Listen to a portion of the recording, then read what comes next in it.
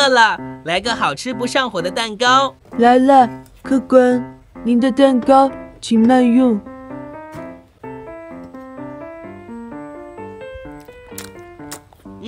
蛋糕挺好吃的，但是我想吃冰的。你能把这个给我做成冰淇淋吗？必须的，能啊！一个蛋糕一个桶，一片巧克力味的奥利奥，掰碎了敲成碎末。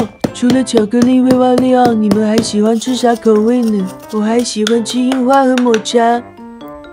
奥利奥捣成碎，再把蛋糕撕小块，最后再来点自己酿的酸奶。不想吃甜的，可以用无糖酸奶。然后拿个木棍把它们撒敲一顿。有搅拌器的可以直接用机器代替。一贫如洗的我只能靠勤劳的双手了，搅和成这种细腻的巧克力颗粒状。拿个模具把奥利奥酸奶蛋糕糊倒进去。爱吃水果的也可以加点自己喜欢的水果。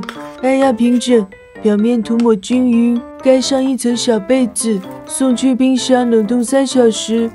3 hours later， 如果喜欢吃雪糕口感的，可以多冷冻会。我现在的状态是半冷冻的冰淇淋。挖几个球到碗里，来片奥奥，挤点炼奶，撒点蔓越莓，来颗草。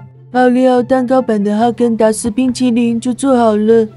这真的是用蛋糕做的吗？没有骗我吧？看起来样子挺美味的，但就是有点融化的状态，不太好挖起来啊。尝尝味道。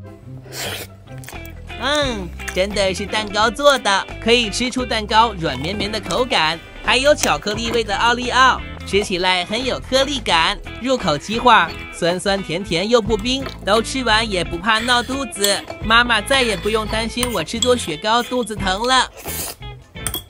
奥利给！